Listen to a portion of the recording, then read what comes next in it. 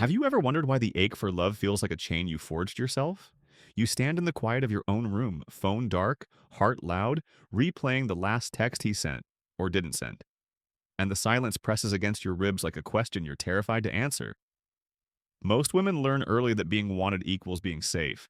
The collective unconscious hums with this inherited script. Secure the bond, quiet the fear, survive. Carl Jung would call this the anema's desperate outreach, the inner feminine grasping for completion in another. But tonight, something shifts. You feel the pull to stop reaching, to let the silence speak. That pull is the beginning of abstinence, not from touch alone, but from the endless negotiation with your worth through someone else's eyes.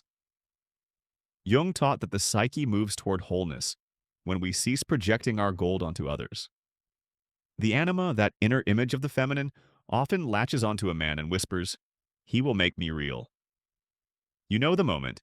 You dim your opinions, soften your edges, laugh a beat too long at his joke, all to keep the reflection steady. In third-person clarity, this is the collective pattern. Millions of women trading sovereignty for the illusion of fusion. The animus, the inner masculine, stays asleep, leaving you orphaned from your own strength. Abstinence interrupts the transaction. When you refuse to audition for love, the anema's grip loosens and the anima stirs. You begin to feel the weight of your own spine. Consider the Stoics here. Epictetus said, "No one is free who is not master of himself." Freedom is not the absence of desire, but the presence of choice. Every time you scroll for his name, you hand him the reins. Abstinence reclaims them. You are not punishing yourself. You are ending the punishment of perpetual audition. The first nights are brutal. The mind replays every almost, every maybe. Trauma psychology names this hypervigilance, anxious attachment scanning for threat. Your nervous system learned that love equals danger equals love. The loop is exhausting. Abstinence starves the loop. You sit with the discomfort instead of texting it away. In that sitting, the shadow surfaces. Jung described the shadow as everything we refuse to see in ourselves. For many women, the shadow holds the needy girl, the one who begs, who clings, who believes she is nothing without witness. You hate her, you shame her, you swipe right to drown her. Abstinence forces introduction. You wake at 3 a.m., heart racing, and there she is, terrified, furious, 8 years old, and certain abandonment equals death. Instead of opening the dating app, you breathe. You say, "I see you." The simple acknowledgement begins integration.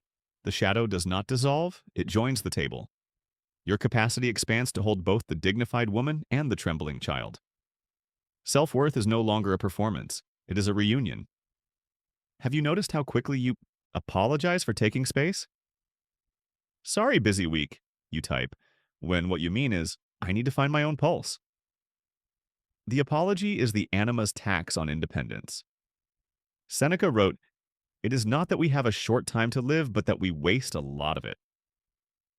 Abstinence audits the waste. You track where your hours go, how many minutes spent crafting the perfect reply, curating the highlight reel, anticipating his mood. The ledger is sobering. Energy reclaimed becomes energy for individuation, Jung's term for becoming who you already are beneath the masks. You read the book you postponed, lift the weight you avoided, sit in silence until it stops screaming. The animus awakens as protector, not predator. You feel the difference in your shoulders. They drop an inch as if laying down armor you didn't know you wore. Modern self-worth research confirms what the Stoics intuited. External validation is a leaky bucket. Dopamine spikes, then crashes. Abstinence plugs the leak. You learn to generate the chemical cocktail internally. Pride in a boundary held, calm in a night unmessaged, joy in a sentence written for no audience but your future self. The psyche reorganizes around intrinsic reward. The collective unconscious still whispers its ancient fears, but your personal unconscious answers back with evidence. I texted no one, and the sky did not fall. I chose me, and I am still here. You will be tempted to bargain. Just one date to test the theory. The anima loves a loophole. Recognize the bargain as the old survival script reactivating. Trauma bonds thrive on intermittency, crumbs that feel like feasts. Abstinence is the clean break that lets the nervous system recalibrate. You are not waiting for worthiness, you are occupying it. Every day without the negotiation is a deposit in the bank of self-trust. The interest compounds. One morning you wake without the reflex to check if he came around. The silence is no longer a verdict, it is a sanctuary. Jung believed the second half of life begins when we stop living for impression and start living for expression. Abstinence accelerates the transition. You are no longer the heroine waiting for rescue, you are the author deciding the next chapter. The animus, now integrated, offers logic without cruelty, action without conquest. You set the meeting, end the call, close the app, not from spite, but from alignment. The psyche hums at a new frequency. Others feel it. The right ones lean in, the wrong ones fall away. Either outcome is data, not destiny. You wake up one morning and the first thought is not his name. It lands like a small miracle, quickly followed by suspicion. Is this real or just a fluke? The mind, trained in scarcity, scans for proof that the drought continues. Abstinence has now entered its second phase, the confrontation with solitude. Not the romanticized version sold in self-help memes, but the raw, unfiltered version where no notification pings, no plans anchor the weekend and the apartment feels too large for one heartbeat. Jung called this the nigredo, the dark night of psyche where everything familiar dissolves. You are not failing, you are fermenting. In third-person distance, this is the collective right few complete. Most women bolt at the first echo of emptiness, swiping, texting, scheduling coffee with anyone who will blur the edge. The anima panics, convinced solitude equals annihilation. The animus, still half asleep, offers no counterargument. The result is a string of almost relationships that keep the surface agitated, so the depths stay untouched. Abstinence refuses the distraction. You agree to feel the full weight of your own company, and the weight is heavier than expected. Have you ever sat across from yourself at dinner and realized you have no idea what to say? You pour the wine, pick the music, plate the food, rituals once reserved for impressing someone else. And the silence arrives like an uninvited guest. Marcus Aurelius wrote, "Nowhere can man find a quieter or more untroubled retreat than in his own soul." The statement sounds noble on paper, brutal in practice. Your mind races to fill the void, replaying old fights, drafting unsent letters, forecasting disasters. This is the ego's defense against the unconscious material rising. Abstinence keeps the channel open. You do not silence the noise, you let it speak until it exhausts itself.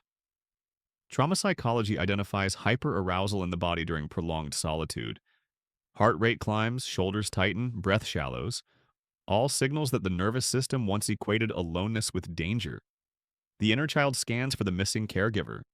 The adult knows no predator lurks, yet the body remembers. Abstinence is somatic therapy without the couch. You stay in the chair, hand on chest, counting inhales until the alarm subsides. Each successful stay rewires the circuitry. The vagus nerve learns a new baseline. Solitude can equal safety. The discovery is quiet, cellular, undeniable.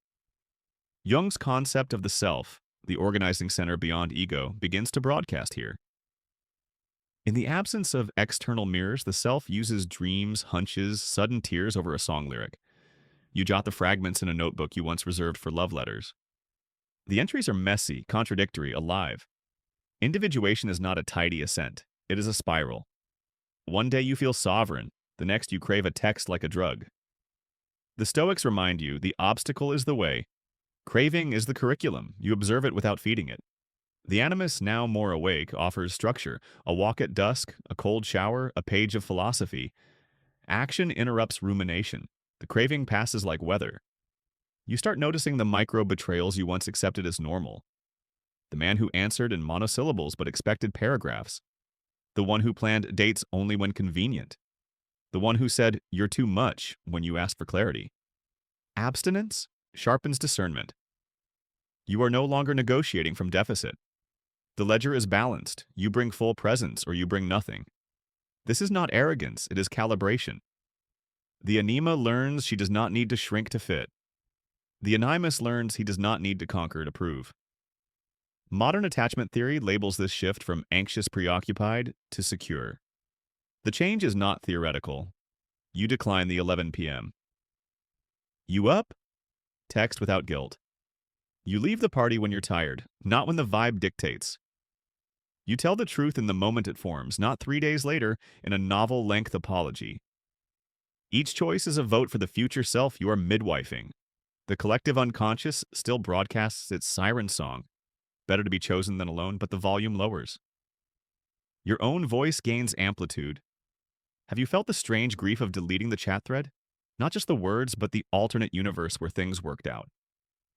Abstinence requires funerals for fantasies. You mourn the version of him who would have fought, the version of you who needed no fight. The grief is legitimate. The fantasy was a decade-long tenet. Letting go is not cold, it is spacious. Room opens for interest you sidelined, friendships you ghosted, ambitions you deferred. The psyche abhors a vacuum, but only when the vacuum is forced. Voluntary emptiness invites authentic filling. Epictetus asked, "How long are you going to wait before you demand the best for yourself?" The question stings because the answer is often until someone else demands it first. Abstinence flips the sequence. You demand it in the quiet, without witness, and the demand echoes. You sign up for the course, book the trip, buy the paints. The animus executes. The anima receives. Integration feels like internal dialogue finally making sense. You are no longer at war with your own contradictions. Solitude reveals the scripts you inherited about femininity. The collective unconscious is thick with them. Be pleasing, be fertile, be available. Abstinence is rebellion with a lowercase r. You opt out of the draft without burning the system down. You simply stop enlisting. The energy once spent on radar for male attention redirects to radar for self-attunement. You learn the precise moment hunger turns to fullness, fatigue to rest, curiosity to action. The body becomes ally, not obstacle. One evening, you catch your reflection, not posed, not filtered, just passing the hallway mirror, and you do not look away. The gaze is neutral, then kind. This is the self looking back, not the anima pleading, not the animus critiquing. Jung said the self is the union of opposites. In abstinence, the marriage happens internally. You are both bride and groom, witness and officiant. The vows are simple. I will not abandon myself again. The calendar flips and the absence of plans no longer feels like a verdict. You have crossed the threshold where solitude stops being a sentence and starts being a studio. Abstinence now reveals its third movement, the confrontation with projection.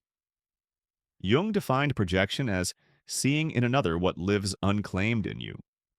For years you handed men the script, be my stability, my adventure, my proof, and watched them fumble the lines. The disappointment was inevitable, yet you blamed the actor, not the author. Abstinence withdraws the script. You sit in the empty theater and realize the role was never theirs to play. In third-person perspective, this is the universal sleight of hand. The collective unconscious supplies ready-made archetypes, the hero, the savior, the villain. Women, socialized to relate, cast men faster than Hollywood. He texts sparingly. He becomes the withholding father. He plans a surprise. He becomes the prince. The psyche projects to avoid ownership. Abstinence yanks the projector cord. The screen goes dark, and the unclaimed qualities scatter across the floor like loose film reels.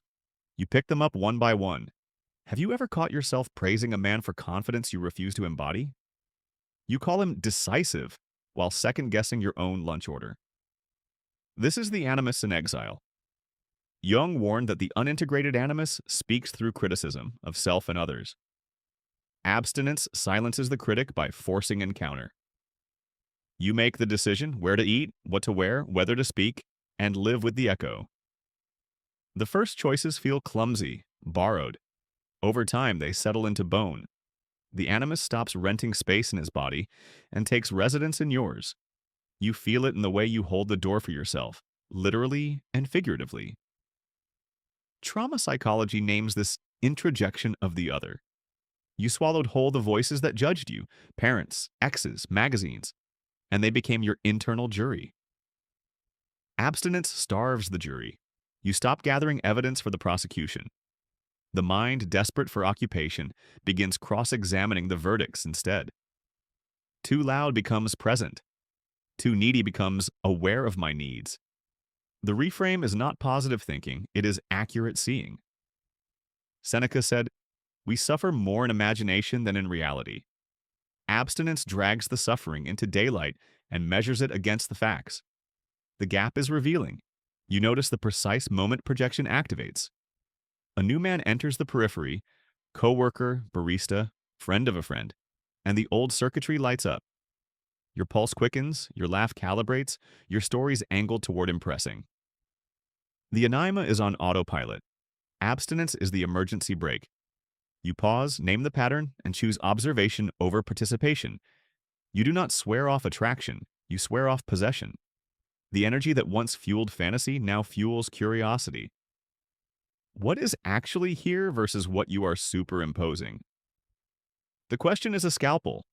It separates person from projection. Modern research on cognitive distortions confirms the psyche's love of narrative. Shortcuts. Confirmation bias hunts for proof that he is the one.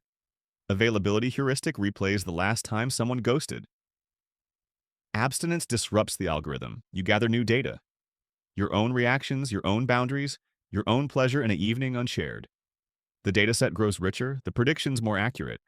You learn that butterflies are not destiny, they are chemistry plus context. The animus, now consultant rather than dictator, helps you read the room. Yours first, then his. Have you felt the rage when a man fails the role you never auditioned him for? You seethe because he didn't text goodnight, forgetting you never asked him to be your lullaby. The rage is misplaced ownership. Abstinence returns the deed. You own the need for goodnight rituals and meet it yourself. Tea, journal, stretched silence. The rage cools into clarity. I projected, I retrieved, I am intact. The Stoics would nod. Epictetus? Men are disturbed not by things but by the views they take of them. Abstinence corrects the view. The anima, relieved of projection duty, turns inward.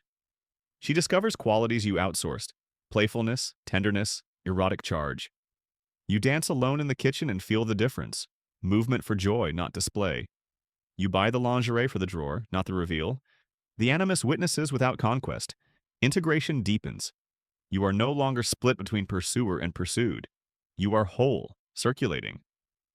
The collective unconscious still offers its archetypes, but you audition them now, not the other way around.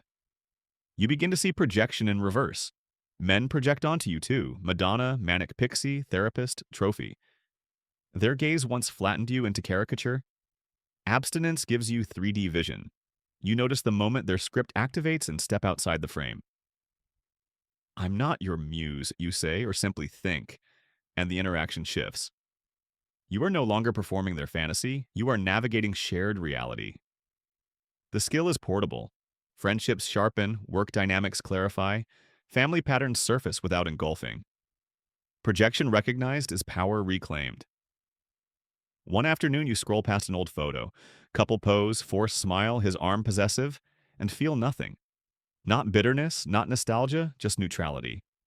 The image is a relic from a civilization that no longer governs you.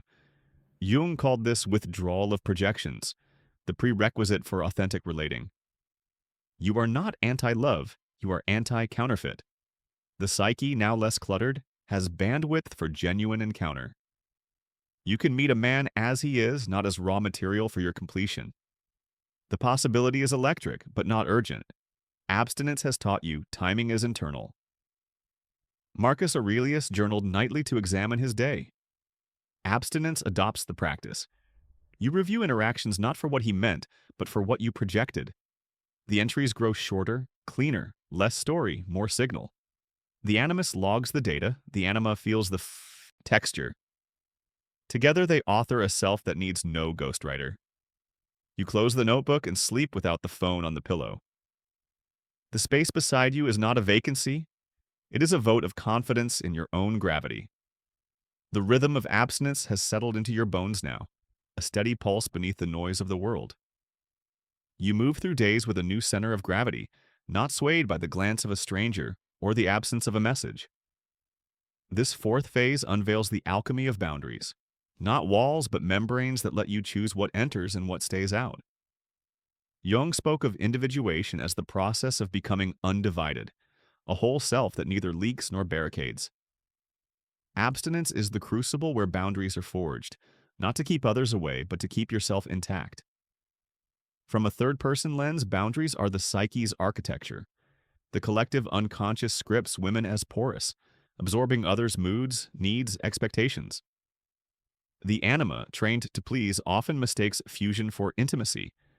She bends, blends, and breaks under the weight of unspoken contracts. Be available, be understanding, be less. The animus, when dormant, offers no resistance. Abstinence rewires this dynamic. It teaches you to say no without apology, yes without obligation, and I need time without shame. The result is not isolation, but precision. A life curated by intention, not reflex. Have you ever noticed how exhaustion follows certain conversations? You hang up, drained, replaying what you should have said.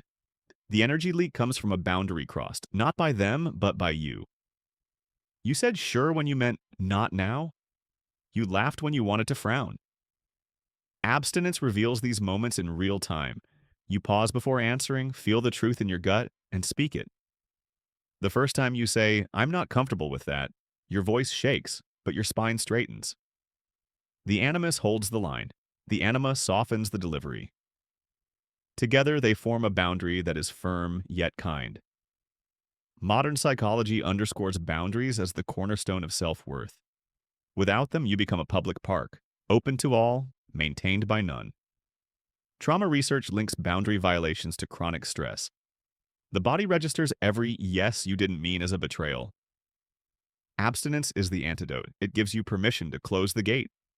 You decline the last-minute invite, mute the group chat, leave the email unanswered until morning. Each choice is a signal to the nervous system. I am safe to prioritize myself. The body responds with deeper breath, steadier sleep, a pulse that no longer races at the ping of a phone. Jung's shadow work enters here. The shadow holds the selfish woman you were taught to fear, the one who says no, who takes up space, who disappoints. In abstinence, you meet her. She is not cruel, she is clear. You invite her to the table and she brings gifts, discernment, energy, honesty. Integration means owning her without becoming her. You learn to decline without malice, to prioritize without guilt. The Stoics align here. Seneca wrote, "If you wish to be loved, love." But love, in this context, is not transaction. It is integrity. You love yourself by guarding your borders so you can meet others without losing ground. Have you felt the pull to explain yourself? A man texts, "Why didn't you reply sooner?" And the old reflex drafts a defense. Abstinence interrupts. You respond, "I was busy," and leave it there. No justification, no performance. The silence that follows is a test, not of his approval, but of your resolve. The anima whispers, "He'll think you're cold." The animus counters, "Your time is yours." The boundary holds. He may push, withdraw, or respect it. His reaction is data, not destiny. You collect it without letting it redraw your map. The collective unconscious still murmurs its myths. A woman with boundaries is unlovable, rigid, alone. Abstinence dismantles the myth through evidence. You set a limit, and the right people stay. A friend honors your "not tonight." A colleague respects your closed door. The ones who leave were never anchored. You grieve the loss, but not the lesson. Marcus Aurelius said, "You have power over your mind, not outside events. Realize this, and you will find strength." Boundaries are that power in practice. They filter noise, amplify signal, and reveal who values your whole self. You begin to notice boundaries in others. A man who respects your no likely respects his own. One who bristles at your limits often lacks his own. The observation is not judgment, it is clarity. Abstinence sharpens your lens. You see relationships not as saviors or traps, but as contracts, mutual, negotiated, revocable. The animus drafts the terms. The anima senses the vibe. Together they ensure you sign nothing blindly. One evening you decline a date. Not because he's wrong, but because you're full. Full of your own plans, your own laughter, your own quiet. The refusal feels like a gift, not a loss. The psyche hums with alignment. You are no longer auditioning for love, you are living it. Jung's self emerges stronger here, the center that holds without clinging. You feel it in the way you walk, grounded, not searching. The world notices. A stranger smiles, not to claim, but to connect. You smile back, not to secure, but to share. Boundaries rewrite your relational math. You stop adding others to complete you. You multiply what's already whole. The anima rests, no longer tasked with winning approval. The animus acts, no longer tasked with conquest. Integration feels like a conversation where both sides listen. You set the table for one, and the meal is enough. The collective unconscious may still whisper its fears, but your personal unconscious answers with proof. I said no, and I am still here. I chose myself, and the world did not end. The boundaries you have forged now stand like quiet sentinels, no longer needing to shout. Abstinence has carried you into its fifth movement, the reclamation of desire. Not the frantic hunger that once drove you to text at 2 a.m., but a steady, self-generated current that asks for nothing and gives everything. Jung described desire as the life force of the psyche. When projected outward, it becomes possession. When owned, it becomes creation. Abstinence is the hinge where the switch flips. From a third-person vantage, this is the collective blind spot. Women are taught that desire is a response to a man's gaze, a man's touch, a man's approval. The anima learns to perform arousal to mirror what she thinks he wants. The animus, when unintegrated, mistakes lust for conquest. The result is a feedback loop. You desire because you are desired, and the circuit never closes on itself. Abstinence breaks the loop. You step off the stage and discover the audience was optional. Desire, untethered, turns inward and begins to sculpt. Have you ever felt a spark of want with no object attached? You wake aroused, not by memory or fantasy, but by the simple fact of your own pulse. The sensation is disorienting. There is no one to text, no one to impress. The anima panics, scanning for a target. Abstinence holds the line. You stay with the feeling, let it move through your body like weather. The animus observes without agenda. The energy does not dissipate, it redirects. You channel it into a run, a sketch, a sentence that lands exactly right. Desire becomes fuel, not famine. Trauma psychology links dysregulated desire to early boundary breaches. The nervous system learned that wanting equaled danger, wanting attention, wanting safety, wanting to be seen. The freeze response buried the want. The fawn response performed it. Abstinence is the thaw. You reclaim the right to want without apology. You buy the vibrator, read the erotica, dance naked in the dark, not for an audience, but for the circuitry of your own skin. Each act is a vote. My body, my rhythm, my yes. The vagus nerve recalibrates, pleasure registers as safe. Jung's concept of libido, not just sexual, but the entire elan vital, expands here. In abstinence, libido is no longer rationed to potential partners. You spend it lavishly on yourself. You cook the meal that takes 2 hours, wear the dress for the mirror, take the long way home because the light is perfect. The animus structures the indulgence. The anima savors it. The self smiles, recognizing its own reflection in the details. You are no longer borrowing desire, you are generating it. Have you noticed how men sense the shift? The ones who once ignored you now orbit, confused by the signal you no longer broadcast. The anima is no longer pleading, the animus is no longer chasing. You are a closed circuit, radiant but not leaking. Some men lean in, curious. Others retreat, unnerved. The response is irrelevant. You are not performing availability. You are living occupancy. Epictetus said, "Don't demand that things happen as you wish, but wish that they happen as they do, and you will go on well." Abstinence teaches you to wish for your own desire first.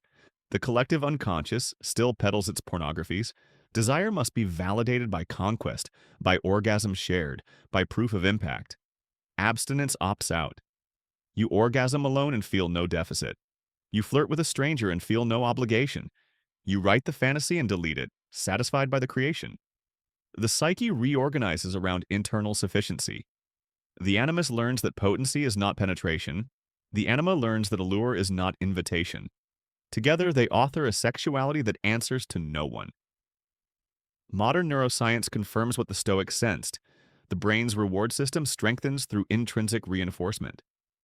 Every self-generated pleasure pathway, orgasm, creativity, movement, lays down myelin, making the circuit faster, stronger.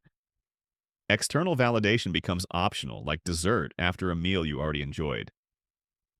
You date when you date from overflow. The man across the table is not a dopamine dispenser. He is a co-explorer. The animus negotiates consent. The anima gauges chemistry. Desire is no longer a plea. It is a proposal. One night you dream of a lover who never speaks. He simply holds space while you unfold, laughing, crying, coming undone. You wake wet, grateful, and alone. The dream is not a tease. It is a template. The animus has learned to witness without possessing. The anima has learned to receive without performing. The integration is erotic in the truest sense. Life force meeting? Life force. You rise, make coffee, and feel the day as foreplay. Desire is no longer a hunt. It is a habitat. Marcus Aurelius wrote, "The happiness of your life depends upon the quality of your thoughts." Abstinence refines the thoughts until desire is no longer a thought at all. It is a state. You walk into rooms and feel the air shift, not because you are trying, but because you are full. The right man will match the frequency. The wrong one will static. Either way, you remain tuned. The self, now conductor, orchestrates without attachment. You are the music and the silence between notes. The current of self-generated desire now flows without friction, a quiet river that needs no dam. Abstinence has delivered you to its sixth and final movement, the arrival at emotional freedom. This is not the absence of feeling, but the sovereignty to feel fully without being ruled. Jung named this the transcendent function, the moment when opposites within the psyche reconcile and the self steps forward as navigator. You are no longer split between the woman who craves and the woman who fears. You are the woman who chooses. From a third-person view, this freedom is the rarest outcome in the collective script. Most remain tethered to the pendulum, ecstasy when chosen, despair when ignored. The anima swings, the animus chases, and the cycle repeats across decades. Abstinence ends the swing. You stand at the still point, feeling the full range of emotion, joy, grief, lust, rage, without handing any of it to another to resolve. The psyche, once a battlefield, becomes a council chamber. Every voice is heard, none is dictator. Have you ever cried in the grocery aisle not over a man, but over the simple fact of your own aliveness? The tears come unbidden, triggered by the brightness of lemons or the weight of your own cart. This is the self speaking through the body. The animus no longer needs to fix it. The anima no longer needs to perform it. You wipe your eyes, pay for the groceries, and walk out intact. The moment passes, but the capacity remains. Emotion is no longer a verdict, it is weather. You have the coat, the umbrella, the bare skin to feel the rain. Trauma psychology marks this as post-traumatic growth. The nervous system, once hijacked by abandonment cues, now defaults to regulation. You can sit with uncertainty, his silence, your future, the blank page, without spiraling. The polyvagal response has learned a new song, ventral vagal calm, even in the unknown. Abstinence was the rehearsal hall. Every night you chose not to text, not to chase, not to shrink. You practiced the melody. Now it plays without effort. Seneca said, "We are more often frightened than hurt, and we suffer more from imagination than from reality." Abstinence replaced imagination with evidence. I am safe in my own skin. The animus, fully integrated, offers strategy without domination. You plan the move, the career shift, the boundary conversation with precision and care. The anima, fully integrated, offers intuition without seduction. You sense the mismatch before the first date ends, the alignment before the first kiss. Together they form a compass that points inward first. You enter relationships, if and when you choose, from sovereignty, not supplication. The man across from you is not a completion. He is an amplification. You bring a full orchestra. He brings his instrument. The music is richer, but you can play solo. Have you noticed how little you explain now? Old habits die in small moments. You say, "I'm leaving," without justifying. I disagree without softening. I want without flinching. The collective unconscious still expects the footnote, because, but unless. Abstinence deleted the footnote. Your word is the period. The animus delivers it. The anima trusts it. The world adjusts. Some push back, testing the new steel. Most stand down. The ones who stay meet you as equals. The shift is subtle but seismic. You are no longer negotiating your right to exist. Modern self-worth models measure this as internal locus of control. You attribute outcomes to your choices, not his moods. You miss the flight and feel frustration, not failure. You receive the promotion and feel pride, not surprise. The animus tracks the data. The anima feels the texture. The self integrates both. You're no longer waiting for external verdicts. You are the court. Marcus Aurelius wrote, "Very little is needed to make a happy life. It is all within yourself in your way of thinking." Abstinence proved the very little is you. One morning you realize the phone is just a phone. It rings, it texts, it sits silent, and none of it rewrites your worth. The anima no longer scans for subtext. The animus no longer prepares defense. You answer when you want, silence when you need, delete when it's done. The device is a tool, not a tether. The same applies to people. You love without leash, connect without contract, release without resentment. The psyche, once a leaky vessel, now holds its own shape. You pour into others from abundance, never from deficit. The collective unconscious will always offer its archetypes: lover, mother, witch, queen. Abstinence taught you to wear them like clothing, not skin. You choose the outfit for the occasion, change it when it chafes, burn it when it no longer fits. The animus tailors, the anima adorns, the self decides. You walk into rooms and feel the archetypes settle and shift, none permanent, all useful. You are no longer possessed by the role, you possess the wardrobe. You stand at the edge of deliberate choice. The next relationship, if there is one, will begin with a question only you can answer. Does this expand me? Not complete, not save, not prove, expand. The animus vets the logistics. The anima senses the resonance. The self signs off. You enter if you enter with eyes open and exit clause intact. Love becomes a co-creation, not a crucifixion. Abstinence was the training ground. Freedom is the field. Emotional freedom is the quietest revolution. No banners, no battles, just the steady click of a door you no longer need to lock from the inside. You are the home you once sought in another. You are already whole. The words land not as a slogan but as a fact, like gravity or sunrise. Abstinence has completed its cycle, and what remains is not a void, but a vast self-sustaining field. Jung called this the realization of the self, the center that holds when all else falls away. The anima and animus, once at odds, now converse in the same language. You feel it in the way you move through the world, no longer auditioning, no longer defending, simply occupying the space you were born to fill. From a third-person distance, this is the endpoint the collective rarely reaches. Most women remain in orbit around external suns, measuring their light by reflection. The anima pleads, the animus pursues, and the self stays dormant. Abstinence is the slingshot that breaks the orbit. You are no longer a satellite, you are a star. The gravity is internal. Others may enter your system, but they do not dictate your mass. Have you ever walked past a mirror and felt no urge to adjust? Not out of apathy, but out of alignment. The body is no longer a billboard, it is a residence. You dress for weather, for mood, for the joy of fabric against skin.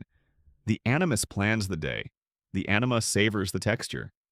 The self integrates both. You eat when hungry, rest when tired, speak when moved. The rhythm is yours alone. The collective unconscious still broadcasts its standards: thigh gap, ring finger, follower count. But the signal bounces off. You are tuned to a different frequency. Trauma psychology names this earned secure attachment. The nervous system, once braced for abandonment, now rests in open awareness. You can sit with a man's silence and feel curiosity, not panic. You can receive his affection and feel gratitude, not obligation.